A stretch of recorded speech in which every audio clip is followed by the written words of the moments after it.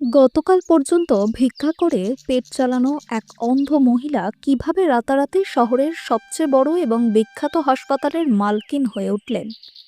বড় বড় অফিসাররাও তাকে সম্মান করেন। কিভাবে হলো এইসব? সত্যটা জানলে আপনাদেরও চমকে উঠতে হবে। পুরো গল্পটা জানার আগে আপনাদের কাছে একটি অনুরোধ, দয়া করে আমাদের চ্যানেলটি লাইক, শেয়ার এবং সাবস্ক্রাইব করুন। তাহলে চলুন শুরু করি আজকের গল্পটি। সন্ধে মাত্র ৭টা বাজে, কিন্তু চারপাশে ঘোর অন্ধকার। বৃষ্টি থামার নাম নেই। ১০ বছরের গৌরব সাইকেল চালিয়ে বৃষ্টির মজা নিতে নিতে বাড়ি ফিরছিল। হঠাৎ তার নজর রাস্তার ধারে টিন শেডের দিকে গেল। সে সাইকেল দাঁড় করিয়ে ওই দিকে এগিয়ে গেল। রাস্তার পাশে টিন শেডের নিচে এক বৃদ্ধা কোণে বসে তার থলিটা বুকে জড়িয়ে ধরে আছেন, আর এক হাতে লাঠি ধরে কাঁপছেন।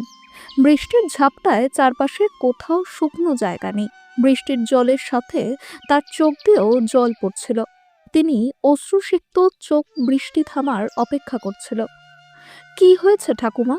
আপনি এখানে কেন দাঁড়িয়ে আছেন? বাড়ি যাবেন? গৌরব কাছে গিয়ে বলল। একটা বাচ্চার গলা শুনে সুনিতা দেবী চমকে গেলেন। তিনি অনেকের কাছে সাহায্য চেয়েছেন, কিন্তু কেউ তাকে সাহায্য করেনি। হঠাৎ এমন বৃষ্টির মধ্যে এই বাচ্চাটা কোথা থেকে এলো?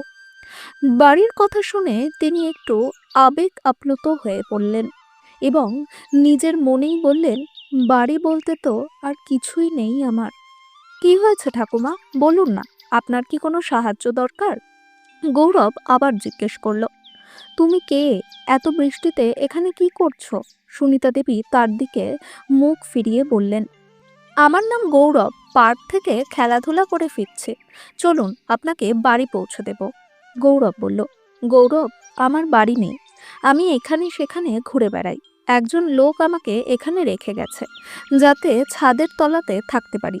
কিন্তু বৃষ্টি থামছে না, আর এখানেও জল জমে গেছে। তিনি চোখের জল মুছতে মুছতে বললেন, ও। গৌরব হতাশার সুরে বলল।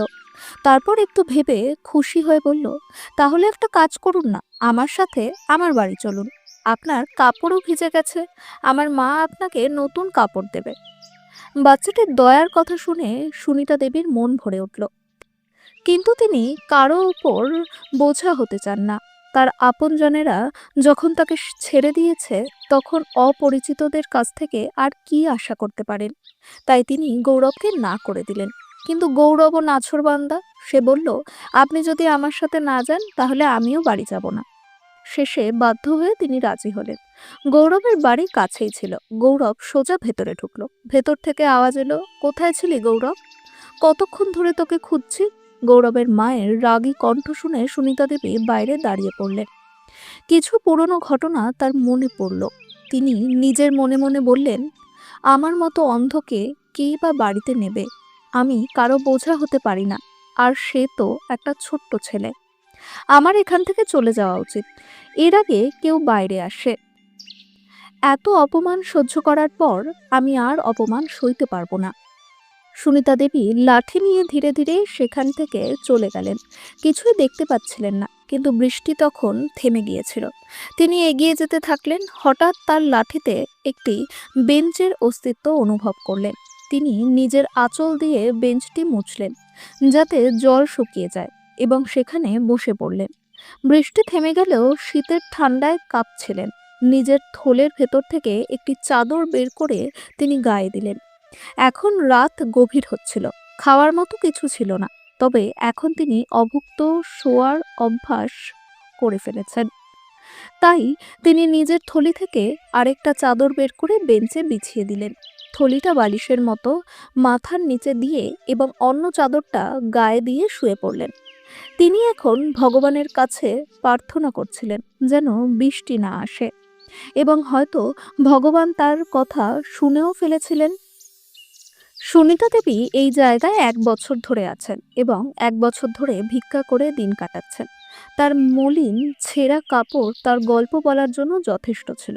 ক্ষুধার আর নিদ্রার প্রভাবে কোনো এক অজানা সময়ে তার চোখ লেগে আসে। পরের সকালে কেউ এসে তাকে ধাক্কা দিলে তখন তিনি চোখ খুললেন। সুনিতা দেবী হঠাৎ উঠে বসলেন এবং বললেন, কে কে? তখন একটি কণ্ঠস্বর শোনা গেল, মা, দেখো, এটাই সেই ঠাকুমা। আরে, এ তো গৌরবের কণ্ঠ। বকবক করতে করতে সুনিতা দেবী বললেন। তখন ওই মহিলা বললেন, হ্যাঁ মাসিমা, গৌরবী কাল রাত থেকে আমাকে বলছে আপনাকে খুঁজে আনতে। সে আপনাকে খুঁজেই চলেছে।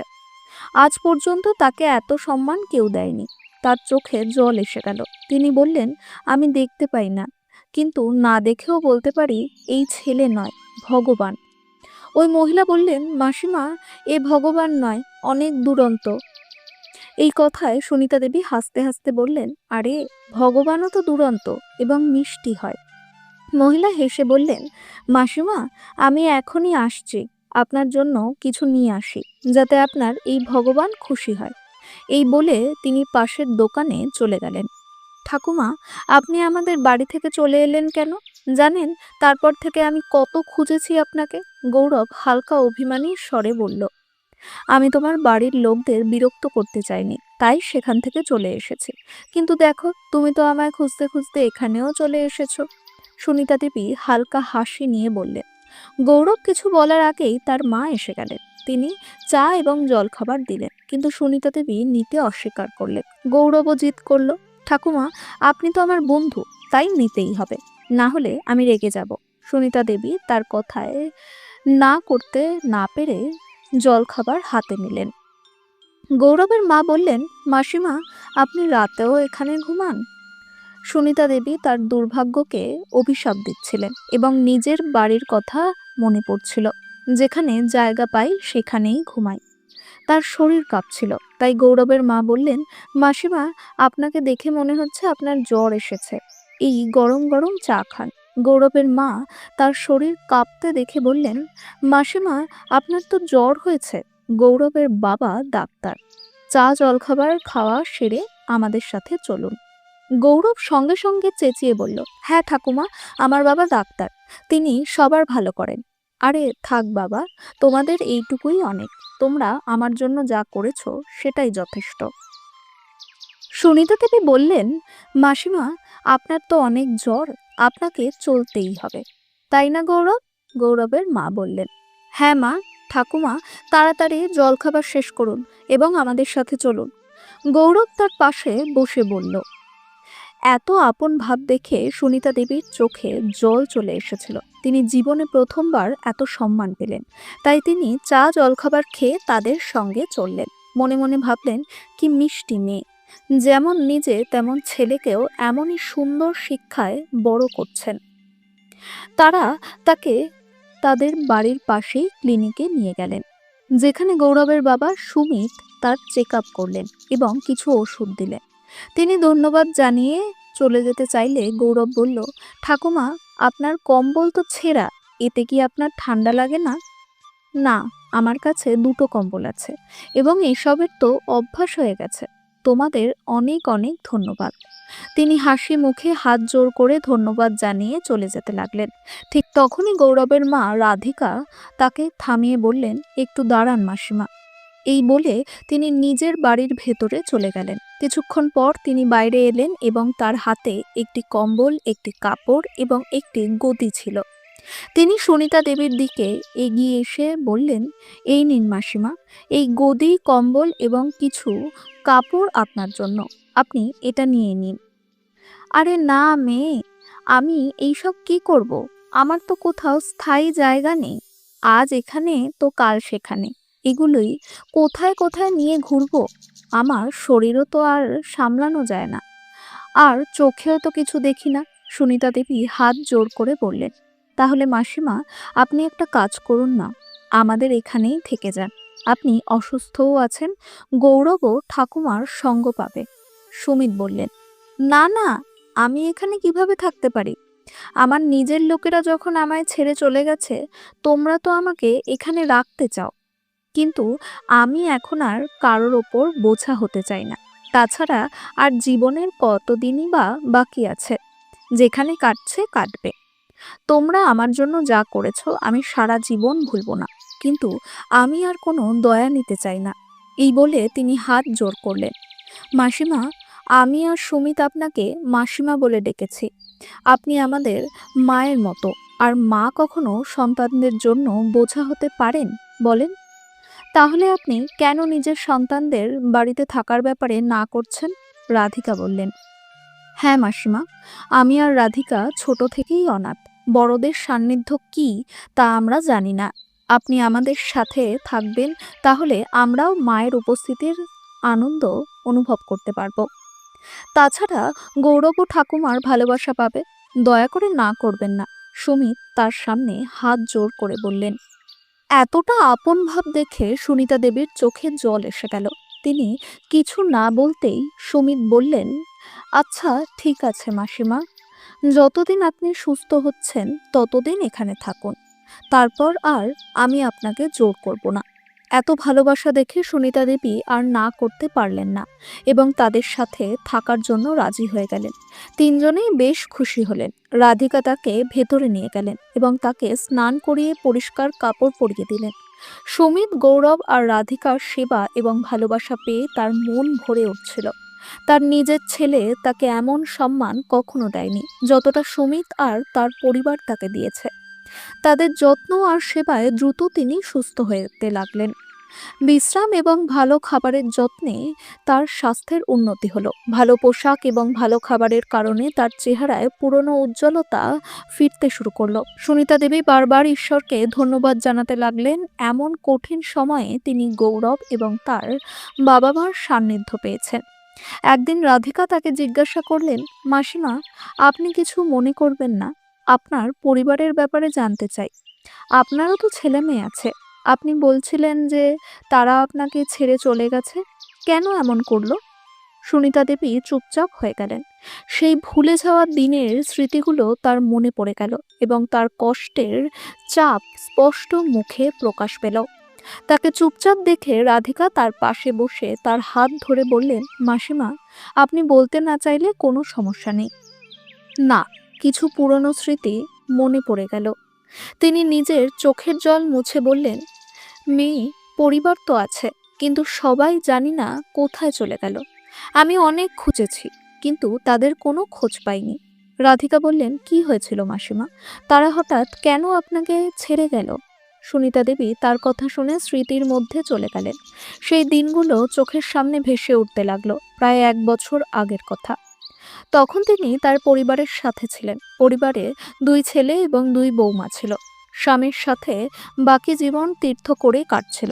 দুজনেই প্রায়শই তীর্থে যেতেন এবং দেশের বিভিন্ন স্থানে ঘুরে বেড়াতেন। ছেলে আর বৌমারাও নিজেদের জীবনে মগ্ন ছিল। একবার তীর্থ করতে গিয়ে শহর দেখতে বেরিয়েছিলেন। রাস্তা পার হওয়ার সময় দুজনের অ্যাক্সিডেন্ট হয়।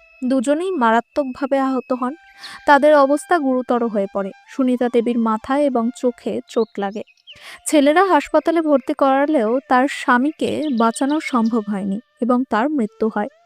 সুনিতা দেবী এই শোক সহ্য করতে পারছিলেন না। চোখে ব্যান্ডেজ বাঁধা থাকার কারণে শেষ সময়ে স্বামীকে দেখতে পেলেন না। স্বামীর চলে যাওয়ার শোকে থাকা সুনিতা দেবীর জীবনে কিছুদিন পর আরেকটা বিপদ নেমে আসে। তার চোখ আর দেখার মতো রইল না। তিনি দৃষ্টিশক্তি হারিয়ে ফেললেন। এখন ভাগ্যকে দোষ দেওয়া ছাড়া আর কিছু করার ছিল না। হাসপাতালে থেকে বাড়ি ফেরার পর বৌমাদের জন্য অন্ধ শাশুড়ির দেখাশোনা করা সমস্যা হয়ে দাঁড়ালো।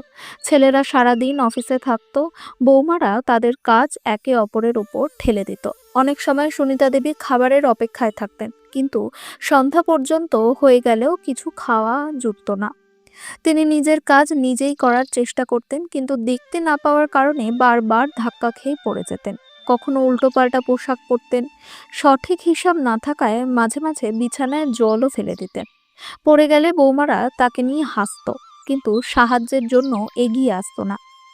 একদিন বড় বৌমা শোভা তার স্বামী মহেশকে বললেন, মহেশ, আমরা তোমার অন্ধ মাকে কতদিন সামলাবো? এই ছোটটা তো কিছুই করে না। তোমার মা সামান্য কাজের জন্য ডাকতে থাকে। সারাদিনে আমি ক্লান্ত হয়ে যাই। আমার দ্বারা আর সম্ভব নয়। এখন কিছু একটা সিদ্ধান্ত নাও। মহেশ বলল, আমি কি করব বলো? তাদেরও তীর্থে যাওয়ার কি দরকার ছিল? এখন নিজেই অসহায় হয়ে বসে আছেন। এখন কে তার কাজ করবে? ওদিকে ছোট বৌমা রাখিও তার স্বামী নরেশকে একই কথা বলল, দেখো নরেশ, তোমার মাকে কোথাও রেখে এসো, না হলে তার কাজের জন্য একটা চাকর রাখো। আমি আর পারছি না। দিদি সারাদিন তার কাজ আমার উপর চাপিয়ে দেয়, আর আমি একা করে যাচ্ছি। তোমার মা আবার অনেক আদিক্ষেতা করেন। নরেশ বলল, রাখি, আমরা যদি চাকর রাখি তাহলে তার খরচও তো দিতে হবে, বড় ভাই তো দেবে না, আর আমাদের একার উপর টাকার বোঝা চাপবে। চাকর রাখা বোকামি হবে, তবে কোথাও রেখে আসা যায়। রাখি তখন নরেশকে বড় ভাইয়ের সাথে কথা বলার পরামর্শ দিল, আর নরেশ বড় ভাই মহেশের কাছে গিয়ে বলল, ভাই, মায়ের দেখাশোনা করা কঠিন হয়ে পড়েছে, রাখি সারাদিন ব্যস্ত থাকে। মহেশও একই কথা তার স্ত্রী শোভার সাথে বললেন। তখন নরেশ বলল, ভাই, মায়ের জন্য চাকর রাখা উচিত, কিন্তু তার খরচ কে বহন করবে? শোভা তখন কথার মাঝেই বলে উঠল, আমরা তো দেব না, আমাদের টাকা কি গাছে ধরে আছে? রাখিও একই কথা বলে উঠল, আমাদের কাছেও কি টাকার গাছ আছে নাকি? আমরা কোত্থেকে দেব? বড় সমস্যা দেখা দিল। তবে কিছুক্ষণ পরে ঠিক হলো যে দুজনেই চাকরের খরচ অর্ধেক করে দেবে। কিছুদিনের মধ্যেই সুনিতা দেবীর জন্য চাকর রেখে দেওয়া হলো, কিন্তু তার জন্য বৌমারা সুনিতা দেবীকে খোঁটা দিতে লাগলো। এই বুড়ি তো অন্ধ হয়ে বসে আছে, ছেলেদের এবং বৌমাদের উপর বোঝা হয়ে থেকেও লজ্জা নেই। শোভার এই তীক্ষ্ণ কথা সুনিতা দেবীর কানে এলে তিনি চুপ করে থাকতেন, কারণ এখন আর তিনি কিছুই করতে পারতেন না। তিনি নিজেই অসহায় ছিলেন। এখন দুই বৌমাই সেই চাকরকে বিরক্ত করা শুরু করলো। সুনিতা দেবীর কাজের সাথে বাড়ির অন্য কাজও করাতে লাগলো। একজনের কাজ আগে করলে অন্যজন রেগে গিয়ে বলতো, আমরাও তো টাকা দিচ্ছি। চাকর নিয়ে টানাটানি শুরু হলো, ফলে চাকর বিরক্ত হতে লাগলো। একদিন বিরক্ত হয়ে চাকর আর কাজে এলো না, সে কাজ ছেড়ে চলে গেল। তখন দুজনেই নিজেদের ঘর বন্ধ করে কাজ না করে বসে থাকলো। ওদিকে সুনিতা দেবী ক্ষুধায় তৃষ্ণায় কষ্ট পাচ্ছিলেন, কিন্তু তাদের একজনও করুণা করলো না। তখন তিনি নিজেই খাবার খুঁজে বের করার চেষ্টা করলেন, আর তখনই রান্নাঘর থেকে জিনিসপত্র পড়ে যাওয়ার শব্দ পাওয়া গেল। দুজনে দৌড়ে এলো আর দেখলো যে রান্নাঘরের কাচের জিনিস মেঝেতে পড়ে গেছে। সুনিতা দেবীকে সেখানে দেখে শোভা তার উপর হাত তুলল। তিনি তাকে জোরে জোরে মারতে মারতে বলল, এক তো তোর জন্য চাকর পালিয়ে গেছে বুড়ি, আর উপরন্ত তুই এত ক্ষতি করছিস। এক তো তোর খরচ, এবার এই ক্ষতির খরচও কি তোর বাপ এসে দেবে নাকি? অন্ধ সুনিতা দেবী মাটিতে পড়ে বৌমার হাতে মার খাচ্ছিলেন। মাটিতে পড়ে থাকা কাচের টুকরো তার শরীরে ঢুকে গিয়েছিল, কিন্তু তারা এতটাই অমানবিকভাবে মারছিল যে তাদের তার শরীর থেকে গড়িয়ে পড়া রক্ত চোখে পড়ল না। কাচের টুকরোর ঘা অনেক জায়গায় হয়ে গিয়েছিল, আর তিনি ব্যথায় কাতরাচ্ছিলেন। এখন তো বৌমারা তাকে প্রায় মারা শুরু করেছিল, কারণ তারা আর চাকর খুঁজে পাচ্ছিল না। আর তার উপর পুরো রাগ সুনিতা দেবীর উপরই ঝাড়তে লাগলো। দুঃসহ জীবন কাটাচ্ছিলেন সুনিতা দেবী, আর এইসব সহ্য করতে বাধ্য ছিলেন তিনি। এই আঘাতগুলো ভালো হচ্ছিল না, এবং সেখানে পচন ধরতে শুরু করেছিল। যখন তার অবস্থা আরো খারাপ হলো, ছেলেরা তাকে একটি সরকারি হাসপাতালে ভর্তি করলো। তবে এর আগে কিছু কাগজপত্রে সই করিয়ে নিল। সুনিতা দেবীর হাসপাতালে সেরে উঠতে বেশ সময় লেগেছিল। তাকে যখন পরিবারের ব্যাপারে জিজ্ঞাসা করা হতো, তিনি কিছুই বলতে পারতেন না, কারণ তার নিজেরও কিছু জানা ছিল না। এতদিনেও কেউ তাকে হাসপাতালে দেখতে আসেনি। সুনিতা দেবী সুস্থ হয়ে যখন নিজেই নিজের বাড়ির ঠিকানায় পৌঁছলেন, তখন জানতে পারলেন যে পুরো পরিবার বাড়ি বিক্রি করে চলে গেছে। সুনিতা দেবী নিরুপায় হয়ে কতক্ষণ বাড়ির বাইরে বসে রইলেন, তারপর সেখান থেকে উঠে মন্দিরে চলে গেলেন। প্রতিদিন ভগবানের কাছে প্রার্থনা করতেন এবং বাড়ি যেতেন, এই আশায় যে কেউ হয়তো তাকে খুঁজে পাবে। কিন্তু তার অন্ধত্বের সুযোগ নিয়ে তার সাথে বিশ্বাসঘাতকতা করা হয়েছিল। তার থেকে বাড়ি লিখিয়ে নিয়ে বাড়ি বিক্রি করে দেওয়া হয়েছে। সুনিতা দেবীর এই গল্প শুনে রাধিকার চোখে জল এসে গেল। তিনি সহানুভূতির সাথে তাকে জড়িয়ে ধরলেন। সুনিতা দেবীও কাঁদলেন। মাসিমা, তোমার ছেলেদের একবারও তোমার কথা মনে পড়ল না? কিভাবে তারা তোমাকে এভাবে পরিত্যাগ করে চলে গেল? সুনিতা দেবী বললেন, সবাই তোমার মতো নয়।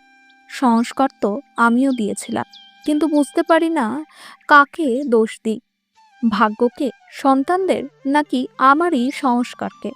সুনিতা দেবী কাঁদছিলেন, আর গৌরব তার চোখের জল মুছিয়ে দিচ্ছিল।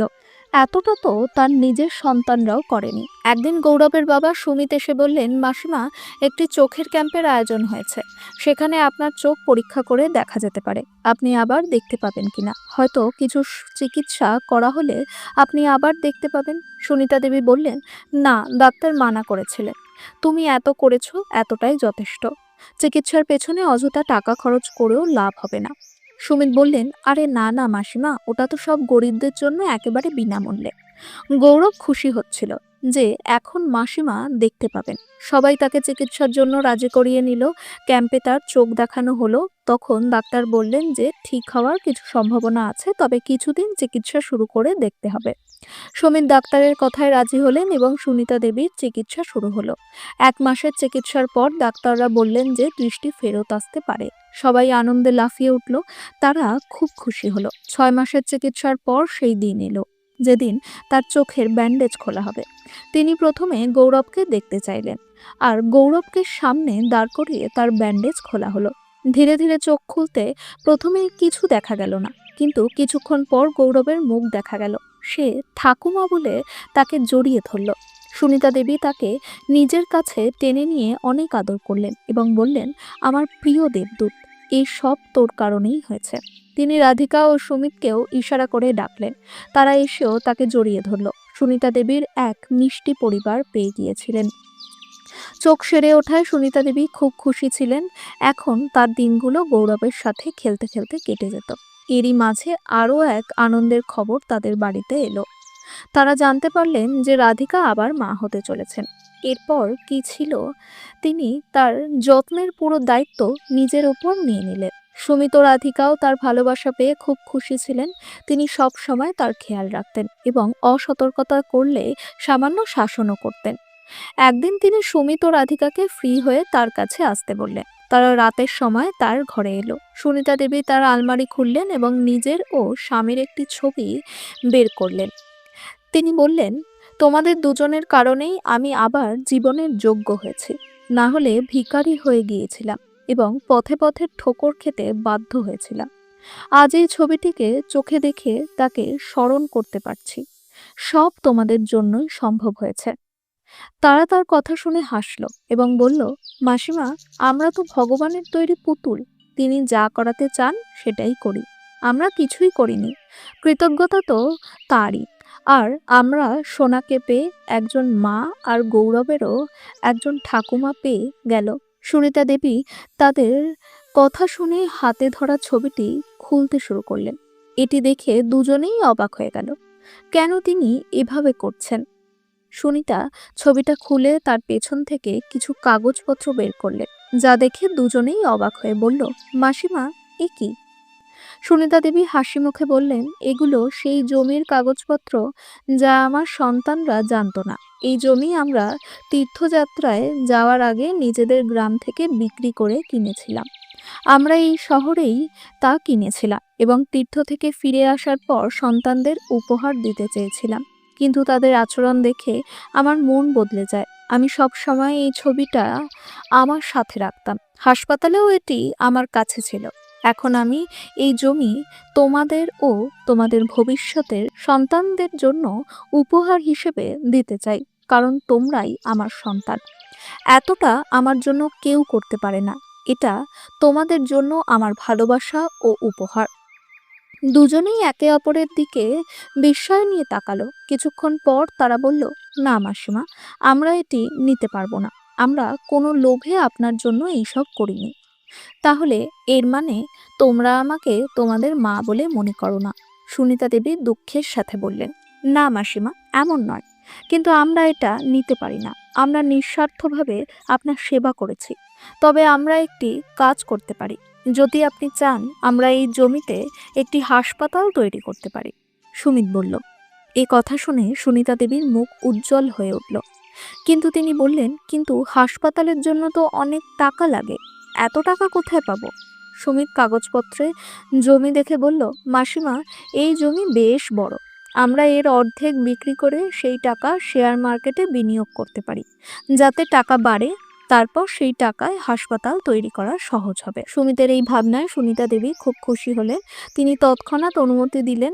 পরের দিনই সুমিত জমিটি পরিমাপ করালো। এত বড় জমির কিছু অংশ বিক্রি করলেও কোনো সমস্যা হতো না, কারণ বাকিটাতেই হাসপাতাল গড়ে ওঠা সম্ভব ছিল। সুমিত জমির একাংশ বিক্রি করলো এবং তা ভালো দামেই বিক্রি হলো। সুনিতা দেবী ভাবতেও পারেনি যে জমি তিনি কম দামে কিনেছিলেন সেটি একদিন এত দামে বিক্রি হবে। প্রচুর টাকা পাওয়া গিয়েছিল। সুমিত তাড়াতাড়ি সেই টাকা এক বন্ধুর পরামর্শ নিয়ে শেয়ার মার্কেটে বিনিয়োগ করলো। 6 মাস কেটে গেল আর টাকা অনেক গুণ বেড়ে গেল। এদিকে রাধিকার এক সুন্দর কন্যা সন্তান জন্ম নিল, যার নাম সুনিতা দেবী রাখলেন সুধা। 1 বছরের মধ্যেই মুনাফা পেয়ে সুমিত হাসপাতাল নির্মাণের কাজ শুরু করলো। মাঝে মধ্যে আবার টাকার প্রয়োজন হলে সুনিতা দেবী তার কাছে লুকোনো একটি হীরের আংটি ও চেন সুমিতকে দিয়ে বললেন, এগুলো এখন আমার কোনো কাজে লাগবে না, সঠিক কাজে লাগলে ভালো হবে। 2 বছরের মধ্যে হাসপাতাল তৈরি সম্পন্ন হলো। সুনিতা দেবী ও ছোট্ট সুধার হাতে তার উদ্বোধন করা হলো। এখন সুনিতা দেবী হাসপাতালের দায়িত্ব সুমিতকে দিয়ে প্রতিদিন নিজের গাড়ি নিয়ে হাসপাতাল পরিদর্শন করতে যেতেন। সেখানে দরিদ্রদের বিনামূল্যে চিকিৎসা হতো। এক রাতে একজন ফোন করে ডক্টর সুমিতকে জানালেন তাদের ছেলের একটি ভয়ঙ্কর দুর্ঘটনা ঘটেছে এবং তার অবস্থা গুরুতর। কোনোভাবে আপনার নাম্বার পেয়েছি, দয়া করে আমাদের ছেলেকে বাঁচান। এটি শুনে ডক্টর সুমিত তাকে হাসপাতালে আসতে বললেন এবং নিজেও দ্রুত পৌঁছে গেলেন। সেখানে গিয়ে দেখলেন ছেলেটির শরীরের বিভিন্ন জায়গায় আঘাত লেগেছে এবং রক্তপাত বন্ধ করা হয়েছে, কিন্তু অবস্থা এখনো সংকটময় ছিল, কারণ 7 বছরের ছোট্ট ছেলেটি এখনো জ্ঞান ফিরে পায়নি। রাতে ডক্টর সুমিত বাড়িতে ফিরে এসে রাধিকাকে বললেন, রাধিকা, আজ একটি ছোট ছেলের কেস এসেছে যার অ্যাক্সিডেন্ট হয়েছে আর তার পায়ের হাড় এতটাই থেতলে গেছে যে পা কাটতে হতে পারে। কাল জানা যাবে। ছেলেটা একদম আমাদের গৌরবের মতো মিষ্টি, দেখে খুব খারাপ লাগলো এই ছোট বয়সে তার সাথে এত খারাপ কিছু ঘটে গেছে। একথা বলতে বলতে রাতের মধ্যে সুমিত ঘুমিয়ে পড়ল। পরদিন সকালে সুনিতা দেবীর মাসিক চেক আপ হওয়ার কথা ছিল। কিছু কর্মকর্তাও আসছিলেন যারা তার সাথে দেখা করতে চেয়েছিলেন। ডক্টর সুমিত সুনিতা দেবীকে নিয়ে হাসপাতালে গেলেন। সুনিতা দেবী তাদের কক্ষে কিছু লোকের সাথে মিটিং করছিলেন। এমন সময় একটি নার্স দৌড়ে এসে বলল, ডাক্তার, কাল যে বাচ্চাটা এসেছিল তার মা বাবা খুব কাঁদছেন। ছেলেটি কিছুই বলছে না, শুধু ছাদের দিকে তাকিয়ে আছে। সবাই চিন্তায় রয়েছে, আপনার অপেক্ষা করছে। সুমিত কথা শুনেই ছেলেটির ঘরের দিকে দৌড়ে গেলেন। সেখানে গিয়ে দেখলেন বাচ্চাটি বিছানায় চুপচাপ পড়ে আছে, যেন তার শরীর শ্বাস নিচ্ছে, কিন্তু কোনো নড়াচড়া নেই। হয়তো দুর্ঘটনার ধাক্কা লেগেছে। সুনিতা দেবীও মিটিং শেষে কিছু কর্মকর্তাদের সাথে সেই ঘরে প্রবেশ করলেন এবং দেখে হতবাক হয়ে গেলেন। এই বাচ্চার মা বাবা আর কেউ নয়, বরং তারই ছেলে ও বউ, শোভা ও মহেশ। সুনিতা দেবীর দৃষ্টি যখন বিছানায় অসহায়ভাবে পড়ে থাকা তার নাতির ওপর পড়ল, তখন তার হৃদয় কেঁদে উঠল। মহেশও মাকে সেখানে দেখে অবাক হয়ে গেল। তার মনে প্রশ্ন জেগে উঠল, এখানে মা কিভাবে এলেন এবং তার চোখের দৃষ্টিশক্তি কিভাবে ফিরে পেলেন। মহেশের মনে এই প্রশ্নগুলো ঘুরছিল, যা সুনিতা দেবী বুঝতে পারলেন। পেছন থেকে শোভা বলে উঠল, ডাক্তার সাহেব, আমার ছেলেটাকে বাঁচিয়ে দিন, জানি না ওর কি হয়েছে। ডাক্তার সুমিত শিশুটির অবস্থা দেখে আস্তে করে বললেন, এখন শিশুটির পা কেটে ফেলতেই হবে, কারণ ইনফেকশন ছড়িয়ে পড়লে সমস্যা আরো বাড়বে। ডাক্তারের কথা শুনে কাঁদতে থাকা শোভার দিকে একদৃষ্টে তাকিয়ে রইলেন সুনিতা দেবী। এই সেই শোভা যার কাছ থেকে তিনি কত অত্যাচার চুপচাপ সহ্য করেছিলেন। সুমিত শিশুটিকে পরীক্ষা করতে ব্যস্ত ছিলেন। তখন তিনি শোভার কথা শুনতে পেলেন, তোমার মা এখানে কি করছে বলো, এখানে থেকে চলে যেতে। কেমন করে আমার দিকে তাকিয়ে রয়েছে। ডক্টর সুমিত সব শুনে পিছনে ফিরে বললেন, ম্যাডাম, উনি এই হাসপাতালের মালিক, এটা আমার নয়, তারই হাসপাতাল, তাই একটু ভদ্রভাবে আচরণ করুন। শোভা স্তম্ভিত হয়ে গেল। এত বড় হাসপাতাল, তাও এই বৃদ্ধার, এটা কেমন করে সম্ভব। শোভা মনে মনে ভাবতে লাগলো এবং মহেশও অবাক হলো। তার মাকে এই উচ্চতায় দেখে মাথা নিচু করতে বাধ্য হলো। ডক্টর সুমিত নার্সকে শিশুটিকে কিছু ইঞ্জেকশন দিতে বললেন। তখন তার ফোনে একটি জরুরি কল এলো। তাকে দ্রুত অন্য একটি জরুরি ক্ষেত্রে যাওয়ার জন্য ডাকা হয়েছে। ডক্টর সুমিত বেরিয়ে গেলেন। ডক্টর সুমিত চলে যাওয়ার পর মহেশ সুনিতা দেবীকে জিজ্ঞেস করলো, মা, তোমার চোখ কিভাবে ঠিক হয়ে গেল? মহেশকে কথা বলতে দেখে শোভাও দ্রুত বলল, এটা কোনো নতুন নাটক? কোনো লটারি লাগলো নাকি এই বুড়ির? কার পকেট কেটে এইসব করেছে? সুনিতা দেবী রাগের সঙ্গে তাকে তীর্যক দৃষ্টিতে তাকিয়ে বললেন, তোমাদের জানতে হবে কেন তোমার মা মারা গেল না, বেঁচে গেল, আর কিভাবে এই সব হলো। মহেশের মাথা নিচু হয়ে গেল, কিন্তু সুনিতা দেবীর তিরস্কার থামল না। শোভাও বারবার সুনিতা দেবীর দিকে তাকিয়েছিল।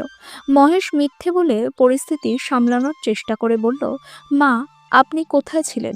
আমরা তো আপনাকে খুঁজেই পাইনি। এই কথা শুনে সুনিতা দেবী বজ্রকণ্ঠে বললেন, মিথ্যে বলো না তোমরা। তোমরা বাড়িটা বিক্রি করে চলে গিয়েছিলে।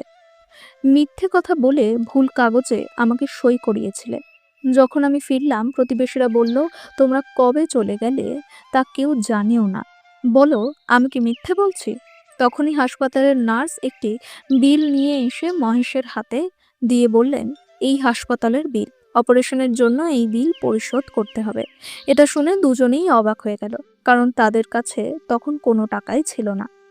এমন সময় শোভা দৌড়ে তার সন্তানের কাছে গেলেন, যে গভীর শ্বাস নিচ্ছিল।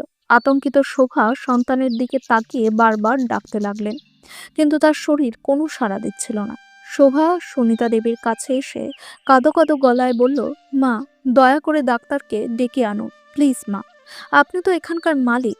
মা, কেবল ডাক্তারই আমার সন্তানকে ঠিক করতে পারবেন। দেখুন ওর কি অবস্থা হচ্ছে। শোভা সুনিতা দেবীর পায়ে পড়ে সন্তানের জন্য সাহায্য চাইলেন। সুনিতা দেবী তার নাতির অবস্থায় মর্মাহত হলেন এবং ভাবলেন, এই শিশুটির কি দোষ। তিনি তার ফোন থেকে ডক্টর সুমিতকে কল করলেন। 5 মিনিটের দরকার ছিল। ডক্টর সুমিত বললেন, হ্যাঁ হ্যাঁ মাসিমা, বলুন কি হয়েছে। সুনিতা দেবী বললেন, যে শিশুটি তোমার কাছে চিকিৎসার জন্য এসেছে সে আমার নাতি। প্লিজ, শিশুটির এখনই তোমার প্রয়োজন, তাড়াতাড়ি চলে এসো। ডক্টর সুমিত এটা শুনেই মিটিং ছেড়ে হাসপাতালে চলে আসেন। তাড়াতাড়ি শিশুটিকে আইসিইউতে নিয়ে যাওয়া হয় এবং অপারেশন শুরু হয়।